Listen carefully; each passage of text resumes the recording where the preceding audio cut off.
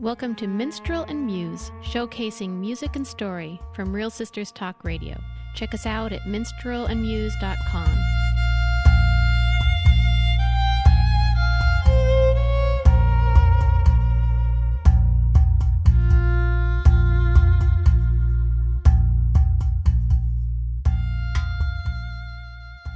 Welcome to Real Sisters Minstrel and Muse.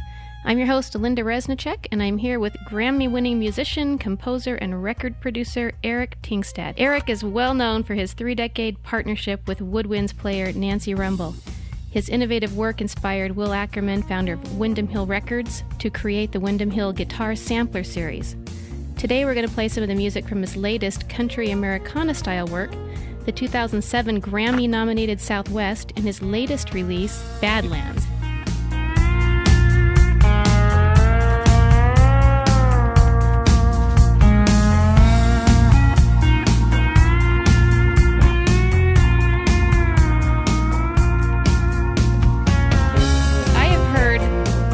Americana can be compared to like the renegade stepchild of country music. I read a quote. Do you think that's pretty accurate? Yeah, that kind of works. Trying to define all of that, what's going on with country and Americana and the blues, it just kind of keeps morphing. I think everybody keeps trying to put things into categories and pigeonholes so that they can understand it. I mean, we just naturally as human beings try to do that anyway. It helps us categorize and helps the brain work. But, the Americana just covers so much styles and diversity. I think it was Roseanne Cash said something like, Americana music is an inch deep and 10 miles wide, something like that. Oh, cool. Well, you're from Seattle, and yeah, I was born over in Tacoma. I'm a Washington girl. What drew you to country music, or country style Americana?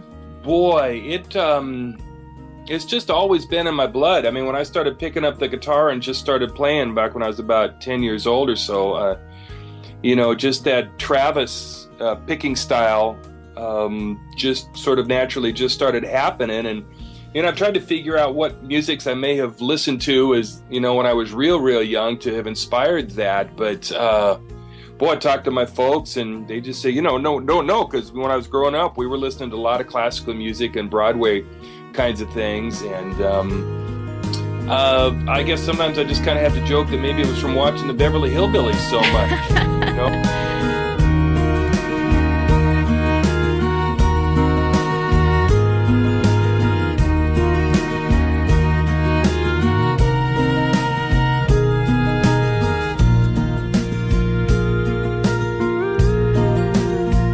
Oh boy, yeah. Well, we all grew up with the Beverly Hillbillies.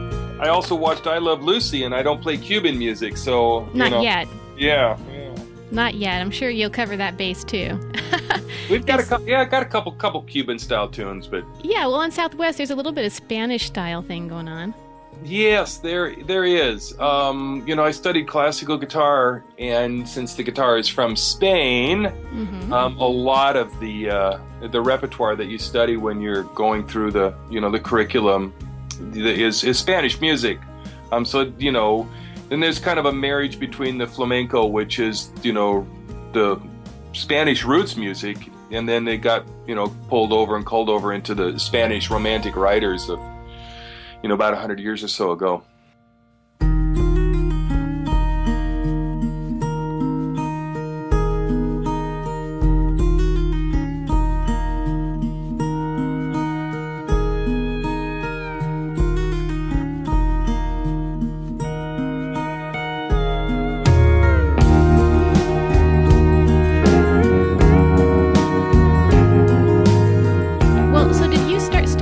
Guitar as a young person, or did it come as like a teenage years, like a lot of boys do? No, I was probably about 10. It's become kind of a blur. I mean, there's some thoughts that maybe I started playing as early as 8, but it's probably going to be closer to 10. And I probably got my first guitar about then, for my 10th birthday, I believe. Okay. Did you ask for that, or did your parents just say, "Here's a guitar"? No. I was all over them like like white on rice, because it had been a couple of years prior to that. I started just playing other kids' guitars and in church and stuff, in the church groups. We would go and the older kids would be all playing guitars and sitting around singing Bob Dylan's tunes, and when they were off doing something else, I'd sneak back into the cabins and get and play with their guitars. Oh, really? So you just had a hunger for the guitar? Yeah. Did it come easy to you? Did you start picking right away? Because you're a fingerstyle guitarist. Yeah. I'd say yeah. Wasn't necessarily a virtuoso at a real young age. And I probably really didn't start getting into really, the correct rudiments of technique until I started studying classical guitar in college.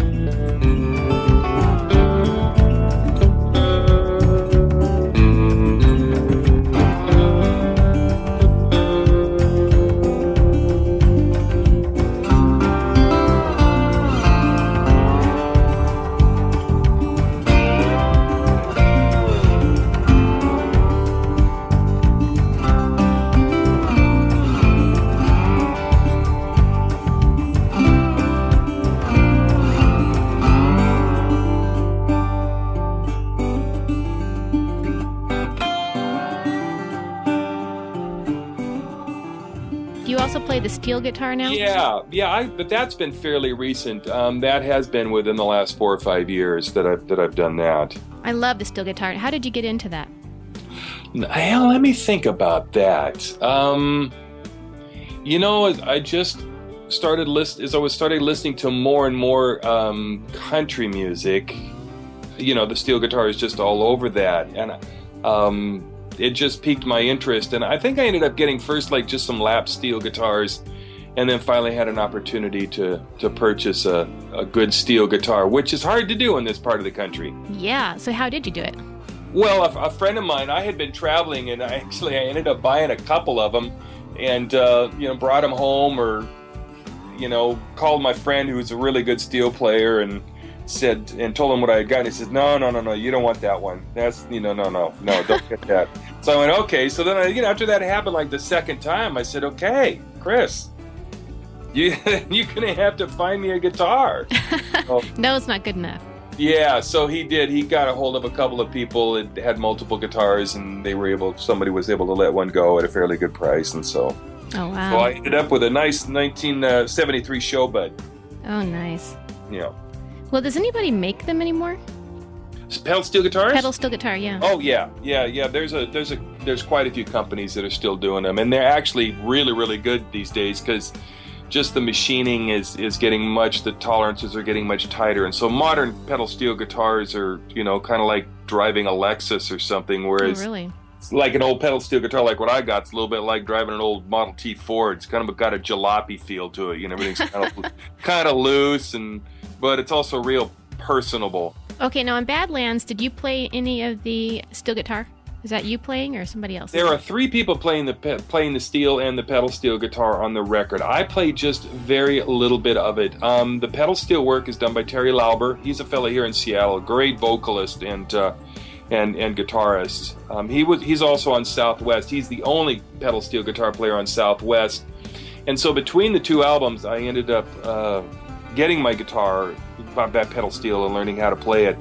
But some of the really, really cool stuff that's on Badlands is actually lap steel guitar that's being played by Cindy Cashdollar. Mm-hmm. And Cindy's, as you may know, she's out of Austin, and she was with Asleep at the Wheel for a number of years, and is just, easily one of the finest, if not the finest, lap steel player in the world. She's just amazing. She's just so musical and brings so much to the party. And I'd been talking with her for a few years about, working on a record together. And when Badlands came up, I wrote a couple of tunes specifically with her in mind. In fact, the title track Badlands features her, and that was a song I wrote for her to perform. Oh, that's cool. Well, let's go ahead and play Badlands. And I want to ask you about the title when we come back. Let's play Badlands.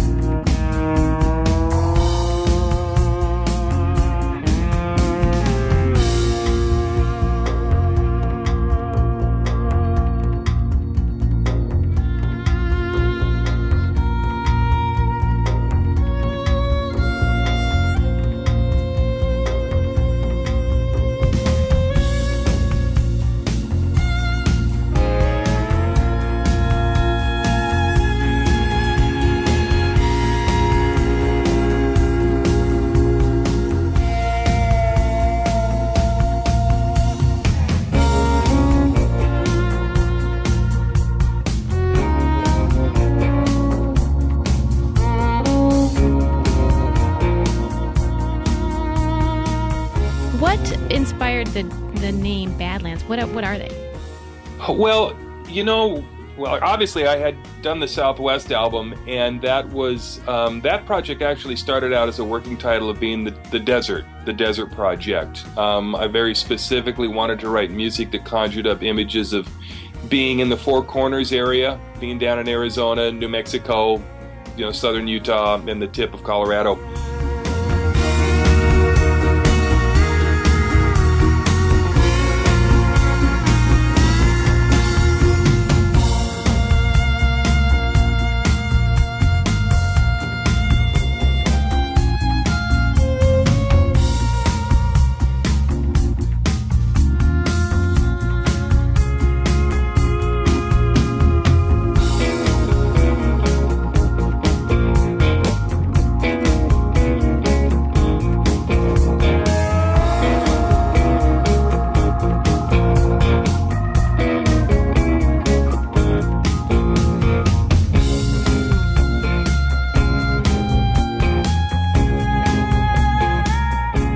And then when I started working on Badlands, I realized as I was listening to the music, I was moving a little bit more east, more into West Texas, bringing in, some decidedly more country elements, and moving away from the Native American, the First Nations people's influences on the record. There's no Native American flute on Badlands. It's been replaced by more dobro work and the fiddle, which wasn't on Southwest. I'm not sure exactly how I ended up with Badlands. I mean, most people think, well, Badlands, isn't that just that area, in South Dakota and Nebraska? And no, it's not. It's actually, a description of a geological consideration and configuration of an inhabitable area because of lack of water. And there's Badlands all over the world that are, classically defined as Badlands. Well, it's an interesting title for the album because it is a bit of a grittier, I guess, darker album. I don't want to say dark in a depressing way. It's dark in a cool way. Yeah. It makes you feel like putting on your boots and, just go out and doing something bad, something bad in a good way. Well, it does. Thank you for noticing. And that's sort of where the title came from. I mean, I've been known as writing, quite a bit of pleasing, atmospheric, and feel-good kinds of, instrumental music. And whereas Southwest is a little bit more cinematic, I think Badlands is, a little bit more tactile and a little bit more personable. Now, Southwest was a Grammy nominee in 2006? 7, I believe. Oh, 2007, okay. Yeah, I think, yeah. All right, let's play, how about The Last Caballero? Sure. Okay, what's going on in this song? Well, the caballero is, it's a term that goes way back to Spanish times, and the caballero was originally those fancy knights that were on the horses with all the armor, and the horses had armor, and the whole outfit probably weighed 3 or 4 tons, and there was some guy underneath all of that. But then a caballero more recently has become identified as a Southwest cowboy. Yeah, that makes sense. So let's go ahead and play it. Last Caballero.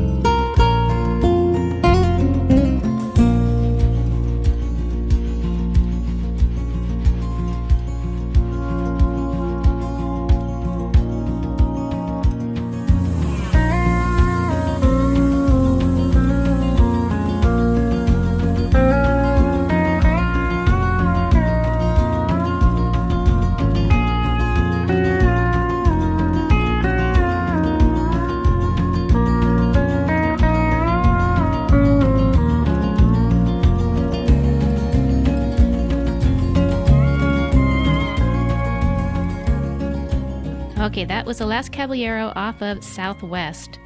I'm talking to Eric Tingstad today. Now, which one do you like the most off of Southwest? Which one do you feel like it showcases all the different influences, instruments that you combined? Well, that's an interesting question. I mean, you played The Last Caballero, and I'm really proud of that composition. And that was sort of, the tune that kind of led into the Badlands concept there. But, Kiva, Hear the Wind, Kiva, which with the subtitle of Hear the Wind Blow, fits into that camp. And Sunrise at Four Corners fits into that, as well as Voices of the Ancient Ones. Tao's Hum is a pretty cool tune. It's that also was kind of a little bit of a darker tune, and one of the pieces that sort of leads into the Badlands production as well. Okay, let's go ahead and play that one.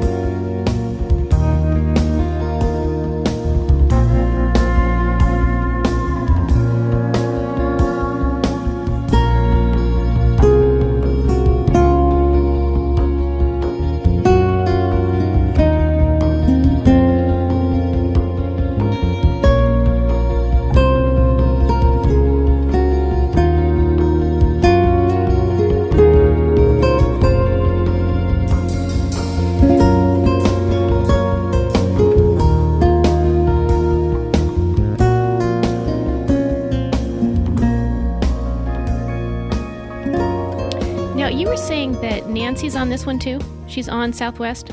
Yeah, I think she's on two or three cuts on Southwest. Yeah. Does she live in Seattle or? She does. We live in East Seattle. We live out the Bellevue, Issaquah area. I actually live in Sammamish.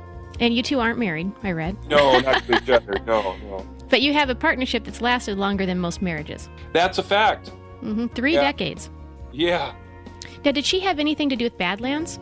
Was she on it at all? She plays on a couple of tracks on Badlands as well, yeah. Okay. Let's go to Badlands now. Let's just devote our attention to that at this point. This is how you came on my radar, because Andrew Joslin, I'm always watching him, and he's on this album. Yeah. How did that partnership occur?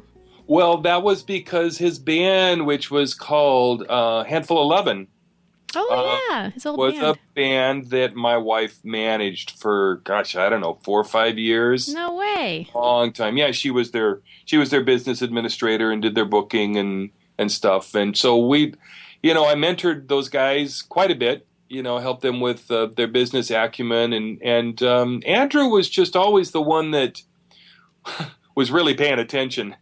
Yeah. And he's really gone on to do some wonderful things, and he's studying and he's gone to school, and he's just doing great. We're really, really proud of him. I really enjoy seeing him every once in a while when we do. So, and he's just, on the tip of the iceberg. He's just hitting his stride. He's going to be doing some really great stuff here in his lifetime, no doubt about it. Yeah, everybody better watch for Andrew Joslin if they haven't already. Let's go ahead and look at one that he's on, Sugarfoot and Weave. I love this one. Okay. So tell us a little bit about what's going on, who's all playing, and how you wrote it, and just everything about it. Well, Sugarfoot and Weave are two line dances. They're two Texas line dances, and so this is a dance number. Ah. Yeah. Okay, that makes sense. And who was all on this? Well, actually, this is the one I think where I am playing the pedal steel guitar. Oh, okay, cool. Yeah. Let's go ahead and play it. Sugarfoot and Weave.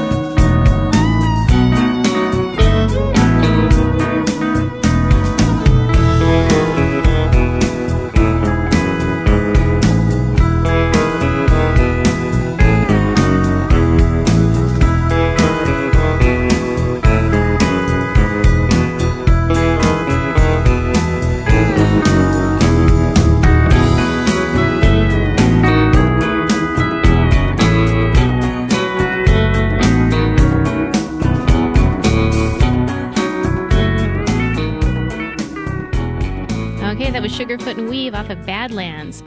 That's a great name for it, Sugarfoot and Weave. What do you mean by Sugarfoot? Sugarfoot's the name of a dance. Oh, it is? But it was also Hank Garland's nickname. Oh, really?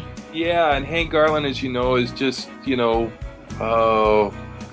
just an amazing guitar player. He was the one who made, when we think about, old style country music and even the new picking, or a lot of picking that's just evolved over the years, it was Hank that bridged the Chicago blues styles with the Southern Appalachian picking style of guitar, and married the two and just came up with all of that stuff and inspired all those great players to play like that back in the day. Oh, very cool. So he was an inspiration for you as well? Oh yeah, Hank was the guy. There's a great movie about him that's actually called Crazy, because he had some issues there for a while, but he lived quite a while. I think he's only been passed away here for just maybe a decade or so. Oh wow. Yeah. Yeah, well, that's a cool song. Now, you also were inspired by Mason Williams, I read. He was on our show a few months ago. Mm-hmm. Classical Gas was a inspiration. I think it is for all guitarists. Well, certainly anybody that's my age. I mean, gosh almighty, that came out in, 66, something like that. Something like that. No, was it that? 67? 66, 67. Trying to remember. Yeah, it was either summer of 67 or 66, but right in that time frame there. And, I was really impressionable at that point and listening to the radio a lot. And that just, was such a great, cool instrumental piece. Yeah, that's very cool. I think he's inspired a lot of guitarists for sure. Oh, yeah, definitely. So, and I like the way that his he does a lot of other things. You do too. He's constantly writing, and he's also very place-oriented, I guess would be the term for it. You are as well, aren't you? You mean in terms of creating a sense of place with music? Yes. Yeah, definitely. I just very aware of my environment and very aware of how my environment inspires me. That's basically what I was trying to do, or attempting to do. I'm with albums like Southwest and Badlands, is to musically, create an emotion, that puts you in a spot there. And when you're writing music anyway, that's what you're trying to do, is to try to move people. And sometimes there's all kinds of emotions to inspire and to move, and putting somebody in a comfortable place is a lot of fun.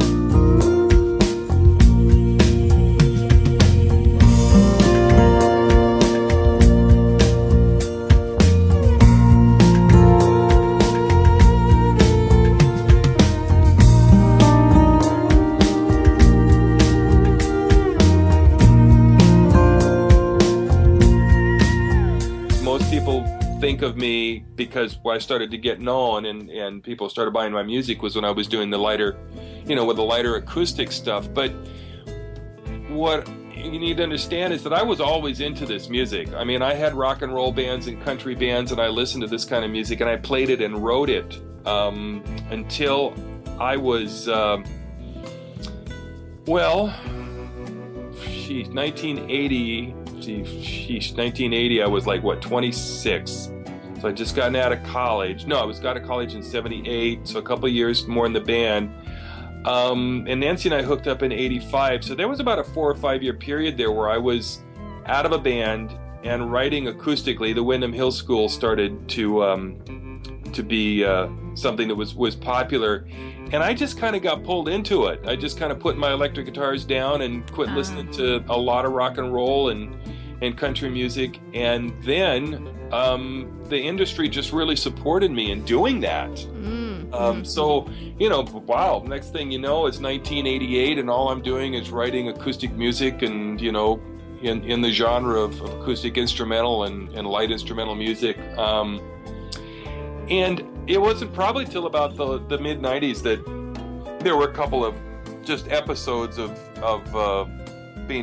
hearing music, hearing something and being pulled back into, what really felt like was my roots and my calling. Okay, so this was a return for you, not a diversion. Okay. No, that makes sense. Yeah. So let's look at the next song on the album, Cactus Cantina. This had a Spanish feel, kind of a merging of country and Spanish. What's going on in it? Well, the Southwest culture is made up of three cultures: the Hispanic, the Western, the cowboy Western, and Native American. And so, I've just spent so much time in the South, and nothing sweeter than sitting out on the patio at a cantina with a margarita and a bowl of chips in front of you. It's just great, especially if you're from this part of the country and it's, it's March or something, or even what's today? Today it's May 17th, and it's cloudy and rainy outside. A little sunshine and a margarita does a lot to improve the mood. Let's go ahead and play Cactus Cantina.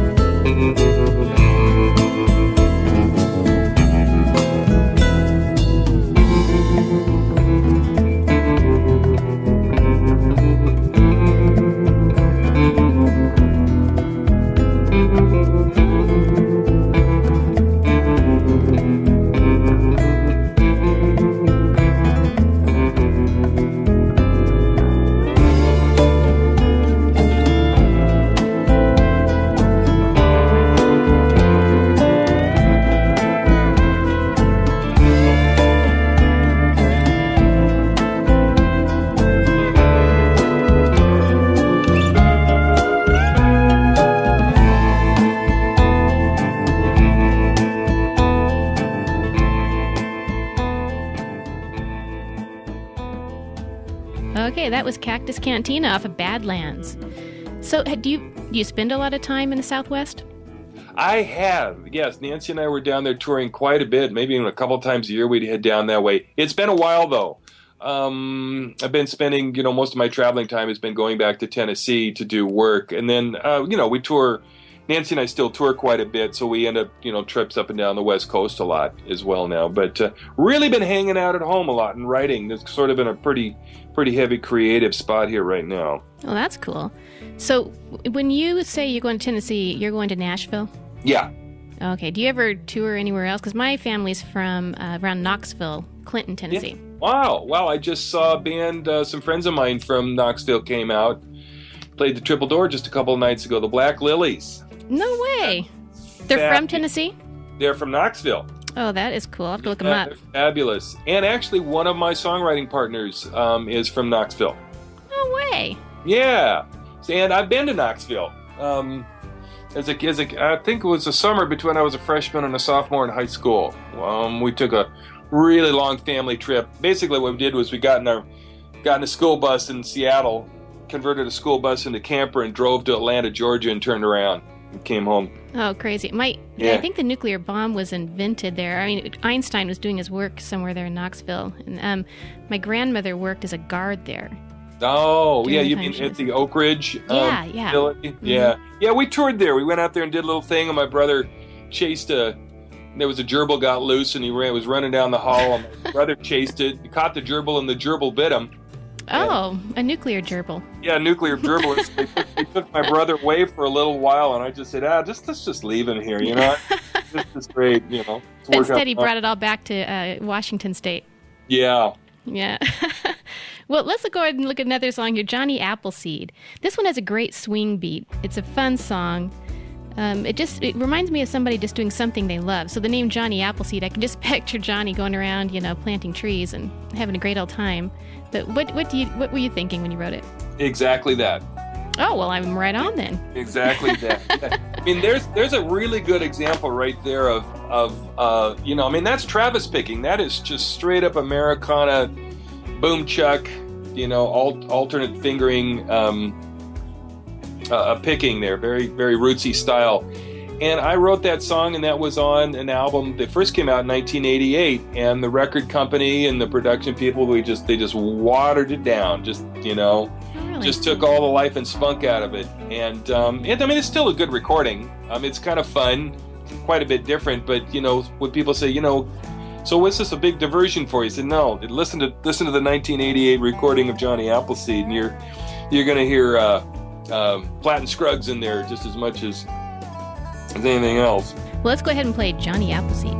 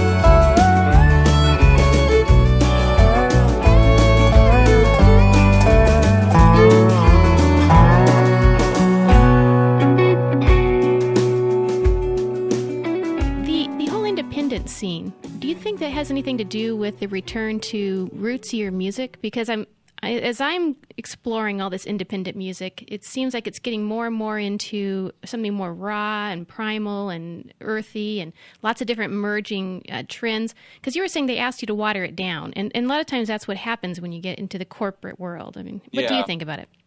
Well, fortunately, I don't know that that anybody would be able to water anything down anymore. Because I think any of the groups that are really, in the major label scene are doing specifically what the major label scene is going to want there. Your Justin Biebers and, Katy Perry's and, love all that stuff. They're great. So I think everybody's pretty happy these days. And if your stuff doesn't really fit on a major label, doesn't fit, you're just not even interested in performing something that would work for that, then you certainly do have a lot of options.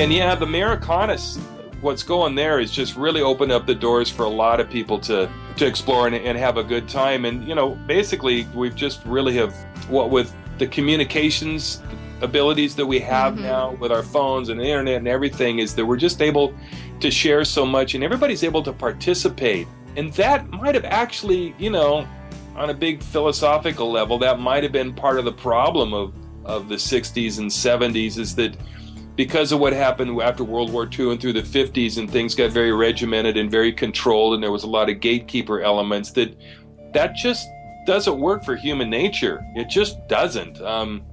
You can't control people.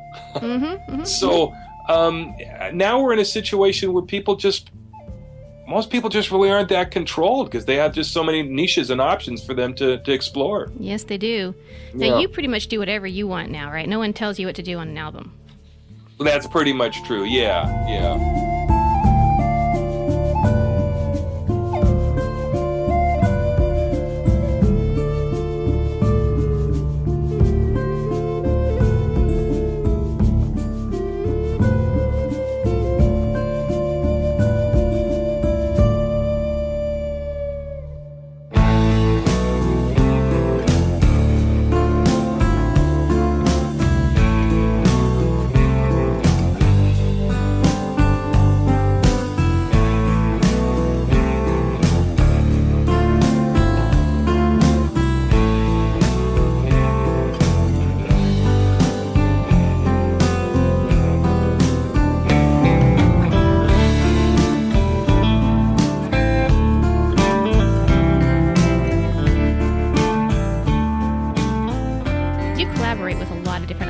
Well, I do, and I collaborate on a number of levels. I do a lot of mentoring with young artists, which I just love to do. It's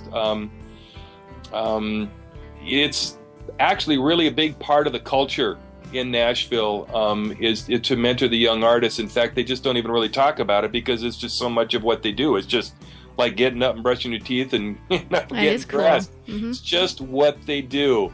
And so I really love doing that, and so I work with a lot of people there. And then I also, have people will come in here whose records I will produce and help them on that level. So that's a kind of collaboration as well, because I just, people come here to my studio and they just feel real good about the vibe that's here, because there's just no pressure. It's just like coming over and hanging out and playing songs and, running the tape machine while we're playing the songs, and things sound pretty good and natural and fun. The people I'm working with now, it wasn't like, we answered, Craigslist ads or anything. It just sort of morphed into this, this working relationship. I think if people don't have a whole lot of expectations about one thing or the other, if there's not an agenda going in, and there are people that kind of live by an agenda, and then there are people that just kind of, they have their ideas, they have their intent of what they want to do with their life, but they're also open to, all the cool stuff that just kind of comes, out of left and right field, and while that's going on. I'm really excited now got about a half a dozen songwriters that I'm working with. For lyrics. So that, again, right now has been a big part of my focus is writing songs. So these are going to be all new songs, or not the ones you already have? Oh, these are all new songs. Really? Material, yeah. And are you doing that in Seattle? Well, none of my co-writers are here in Seattle. Oh, okay. So we're doing them over the internet. We're doing them via Skype, and then we get together, in groups, a couple of times a year, and then I'll go out. When I'm working in Tennessee, I'll meet up with them sometimes to work out there. But it's just so easy with the Skype thing to just two people sit in front of their computers with their guitars. And, I had my session yesterday with Donna out of Boulder, Colorado. It was like 3 hours just hanging out. Wow. That's amazing. Technology is amazing. It is just, it's pretty cool. Yeah. Well, let's get back to the album again. The Boot Whisperer. I love my boots, even though I don't line dance. I am a boot freak. I have so many boots, but I do love them. And what's going on in the Boot Whisperer? Well, the Boot Whisperer was, I was down in Austin, and I was working with the Austin Children's Choir along with the San Marcos. There was also the, what is it called? The Hill Country Chorus, which is based out of the campus there in San Marcos at the university. And I was down there for a week, traveling back and forth, and decided to quit taking the freeway between San Marcos and Austin and do some of the back roads and drive out through Willie Nelson country, and came into this little town. It's called Wimberley, and I ended up parking the car right in front of this little house that was actually a boot shop, and it was called the Wild West Store. And the sign on the front said, 300 vintage cowboy boots. Mm-hmm. And been looking for a pair of boots, and they're pretty expensive. Mm-hmm. New good ones are. So went in there, and that's what it was. It was just all these wonderful, slightly worn, but used cowboy boots, and the prices were right. And sweet. So the proprietor, the woman, let me walk around a little bit before she came over and started helping me, and asked if I wanted some boots. And she said, yeah. So she says, well, let me ask you a couple of questions. She says, well, what color do you want? And I told her black. And she says, well, how much you want to spend? And I said, if we could keep it under $250, that'd be great. Because I'd looked around the prices, and that was almost, the high medium end. She had some other things that were more expensive for sure, but they were real specialty, items. So just a pair of good boots was going to run you a couple $100. And then she didn't even, she just asked me to take off my shoes so she could look at my feet. Didn't ask my shoe size. And she just kind of went into this little mini trance and floated around through the different rooms there for, about a little less than a minute or so, and grabbed a pair of boots off the shelf and handed them to me, and in this very authoritative voice just kind of said, these are your boots. No way. Yeah. And those were the boots? Those were the boots, man. I put them on, and they just slipped right on. They just were great, and I've already worn through one, pair of soles already on my second set of soles on those things, and well, and then of course the story is that when we come to leave the place to find out that she's known as the Boot Whisperer. She is the Boot Whisperer. Yeah. And then, funny enough, the album started getting some airplay down in Texas on what's called Red Dirt Radio. She'd heard the song, and she goes, "Gosh, there's this song, and it's titled after my nickname, So she tracked me down via email and, was very, very polite about it. But she was basically like, wanted to know, what's going on here? So I reminded her that I'd been down to get a pair of boots. And oh, that is cool. All right, well, let's play the Boot Whisperer. What a lead-in.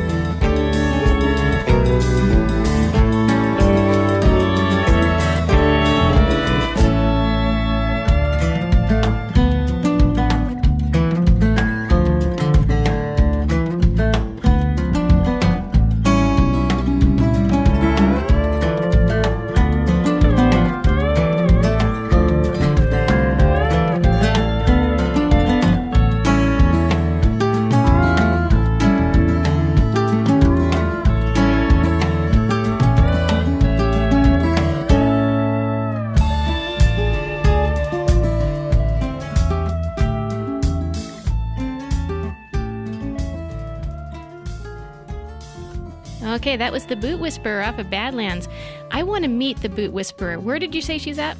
Wimberley. Wimberley, how could I forget? Okay. Wimberley, Texas. Yeah, it's you head west out of Austin towards Dripping Springs, and then head south, and you'll be, just head out a little bit past the Nutty Brown and take a left, and you're good to go. Awesome, I'm going to go there. Yeah. Boot Whisperer, be looking for me. Well, one last song, and I'm very interested in what your inspiration for it is, because I'm a horsewoman, and of course I'm going to end with the last roundup. Yeah. Is that about horses? Well, it's about horses, it's about the cattle, it's about the whole cowboy culture, which is, different than the country culture. Country western is sort of an amalgam there of cultures that really, I don't know. Everybody's trying to put things in a little bag, but, the cowboy culture is something completely different. And that's where a little bit this is from. It's an interesting tempo. It's the fastest tempo on the record by quite a bit. And yeah, I guess if I was going to do a video about this, it would be, probably a video of a roundup, mixed in with some rodeo footage, Mm-hmm. a lot of the costume, that's involved there. I'm big on costumes and the Western wear and style, and very cool. so that would be all pulled in there. Yeah. Now, who's all with you on this one? Well, this one really features Terry Lauber on the pedal steel. The drummer on the album is Ben Smith from Heart. And the bass player is a fellow named Gary Shelton, who's been one of my best buds for a long, long time. He's on a lot of Tingstad Rumble recordings. Eric Robert is the organ player on the album, and he is Vicky Martinez's oh yeah, cool. keyboard player. She's been on here too. Vicky was on the show too. Yeah. They just they've been real busy, and he just got back. He slid in here for a few hours the other day, and we got a bunch of stuff done. He's a great player, and I think that's pretty much who makes up the band on that. Just a lot of guitars. Awesome. Let's play at the last roundup.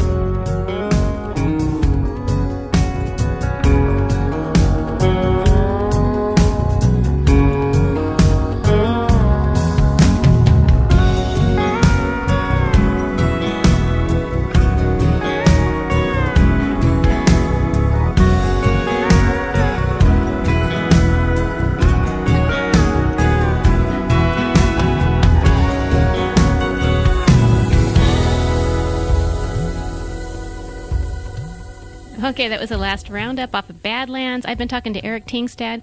Well, Eric, I appreciate that you took the time and walked us through these. It just gives a better appreciation for the music a lot of times to get the inspiration.